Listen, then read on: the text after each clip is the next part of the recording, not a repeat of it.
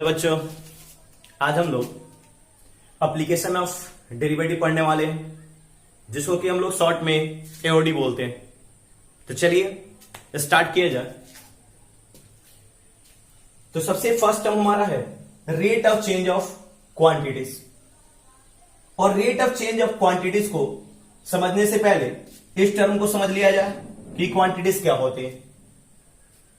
तो हमारे area, volume, perimeter, ये सब क्या है, हमारी क्वांटिटीज है।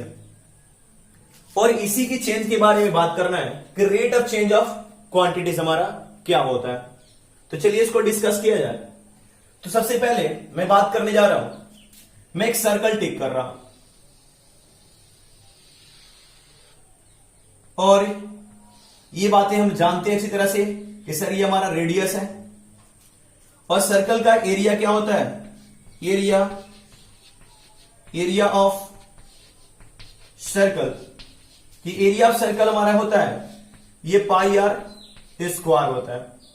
और एरिया को हम लोग क्या ए से भी रिप्रेजेंट कर सकते हैं, तो ए इक्वल टू हम लोग क्या पाई आर स्क्वायर भी लिख सकते हैं।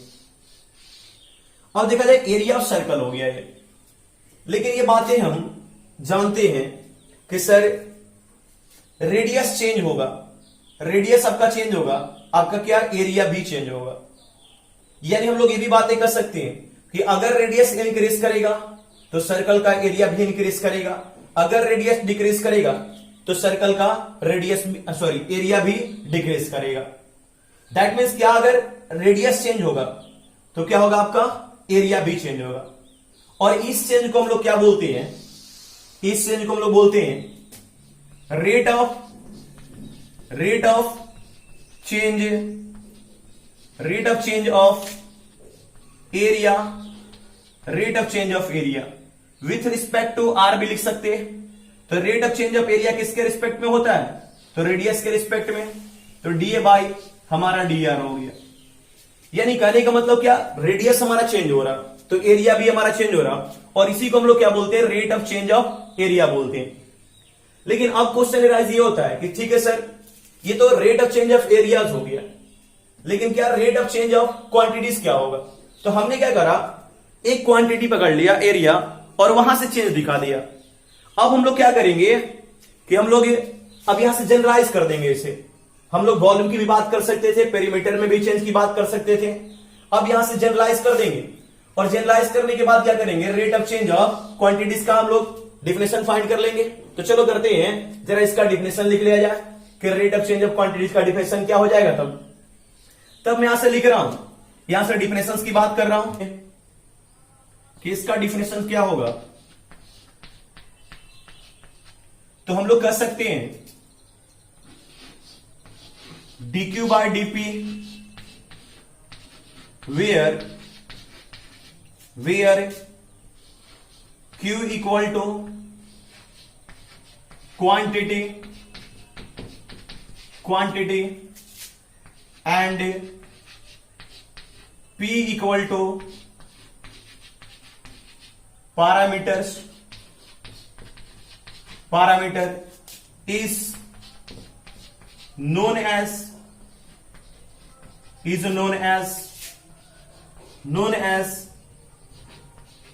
rate of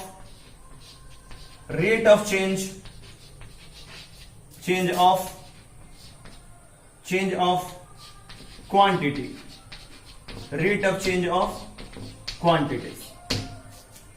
तो ये हमारा डिफिनेशन हो गया कि हमारा rate of change of quantities का डिफिनेशन क्या हो। लेकिन चलो और भी बातें जरा हम लोग समझते हैं। देखा जाए, हमने कहा रखा था ये हमारा डिफिनेशन हो गया, यहां से यहां तक हमारा क्या हो गया, डिफिनेशन हो गया। अभी हम लोगों ने जस्ट बात किया था कि rate of change of area, कि एरिया में हमारा चेंज क्या होता है, तो डीए बाई डी आर होता है। लेकिन जो रेट ऑफ चेंज भी होता है ये भी आपका दो तरह का होता है। तो चलो देखते हैं, बात करते हैं। अगर आपका एरिया ही है और इसमें चेंज की बात करा जाए, तो हम लोगों ने फर्स्ट बात किया था डीए बाई डी आर की बात किया था कि rate of change of area with respect to क्या, आर। लेकिन ये भी तो बातें हो सकती है कि rate of change of area with respect to with respect to time, ये भी बात हम लोग लिख सकते हैं। लेकिन अब यहां पर समझना होगा कि सर, क्योंकि देखोगे जैसे आपका रेडियस चेंज होगा वैसे आपका एरिया चेंज होगा, लेकिन टाइम के रिस्पेक्ट में हमारा रेडियस भी तो चेंज हो सकता है। जैसे टाइम चेंज होगा वैसे क्या होगा, रेडियस चेंज होगा, और रेडियस चेंज होगा तो क्या होगा, एरिया चेंज होगा। तो हम लोग यहां से बात कर सकते हैं कि पहले क्या था, टाइम के रिस्पेक्ट में हमारा रेडियस चेंज हुआ, और फिर रेडियस के रिस्पेक्ट में क्या, हमारा एरिया चेंज हुआ। तब यहां पर हम लोग चेन रूल लगा देते हैं और हम लोग क्या लिख देते हैं इसके कि डीए बाई डी आर कर लेंगे हम लोग, कि एरिया में चेंज हुआ रेडियस के रिस्पेक्ट में, और रेडियस में चेंज हुआ टाइम के रिस्पेक्ट में। तो इतनी बात हम लोग यहां से ले सकते हैं। तो यही क्या हो गया, हमारा rate of change of quantities हो गया। यानी किसी भी फिजिकल क्वांटिटी को किसी पैरामीटर के रिस्पेक्ट में हम लोग चेंज की बात कर सकते हैं। बात कर लिया जाए rate of change of areas के बारे में, तो देखते हैं हम लोगों ने क्या लिख रखा था कि rate of change of area, rate of change of area यानी क्या, डीए बाई डी आर। और इस डीए बाई डी आर को हम लोग इतना भी लिख सकते हैं, देखो क्या मैं लिख रहा हूं, change of area, change of area पर चेंज ऑफ रेडियस भी हम लोग लिख सकते हैं। रेडियस देखो क्या है, डीए बाई डी आर यानी चेंज ऑफ एरिया है, और क्या विथ रिस्पेक्ट टू रेडियस है, तो उसी को हमने क्या लिख दिया, चेंज ऑफ एरिया पर चेंज ऑफ रेडियस। और इसी तरह अगर क्वांटिटी की बात करी जाए कि डीक्यू बाई अगर हमारा डीपी है तो हम लोग क्या लिख सकते हैं, चेंज ऑफ क्वांटिटी पर चेंज ऑफ पैरामीटर का मतलब क्या, वही आपका जिसके रिस्पेक्ट में यहां पे इसे चेंज कर रहे हैं। टाइम हो सकता है, रेडियस हो सकता है, और भी कोई भी पैरामीटर हो सकते हैं, एक्स हो सकते हैं, बहुत सारे पैरामीटर हम लोग टेक कर सकते हैं। तो यही हमारा rate of change of area हो गया। अब चलो हम लोग एक एग्जांपल से भी हम लोग समझते हैं कि rate of change of area हमारा क्या है और कैसे इस क्वेश्चंस को हम लोग फाइंड आउट करते हैं। तो चलो देखा जाए, find the rate of change of the area of a circle with respect to its radius R when R equal to 5 centimetre. चलो इसकी सॉल्यूशंस की बात कर लिया जाए कि सॉल्यूशन क्या होगा। यह कह रहा कि एरिया ऑफ सर्कल, तो एरिया ऑफ सर्कल तो हम जानते ही है कि एरिया ऑफ सर्कल क्या होता है, area of circle equal to pi R A square, और इसे हम लोग लिख सकते हैं A equal to pi R A square भी लिख सकते हैं। लेकिन हमें क्या फाइंड करना है, rate of change of area, rate of change of area हमें फाइंड करना है।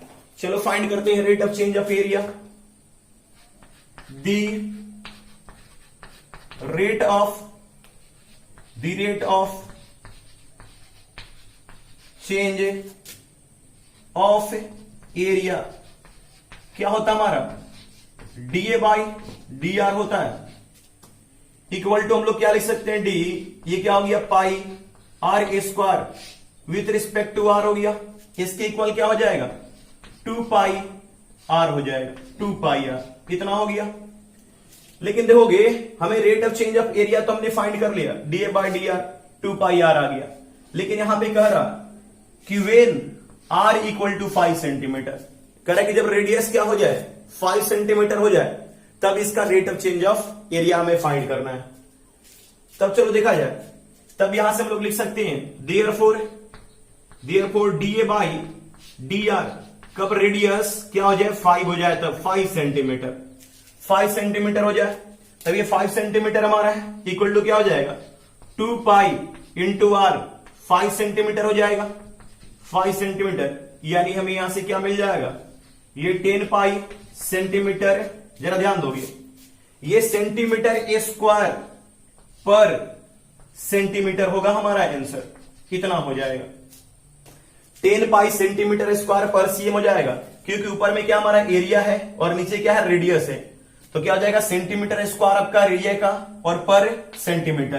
क्योंकि हम लोग पहले से भी जानते हैं कि हम लोग इस फॉर्म में लिख सकते हैं कि चेंज ऑफ एरिया पर चेंज ऑफ रेडियस, और उसी फॉर्म में हम लोग आंसर को लिखेंगे। तो इतनी बात क्लियर हो गया होगा।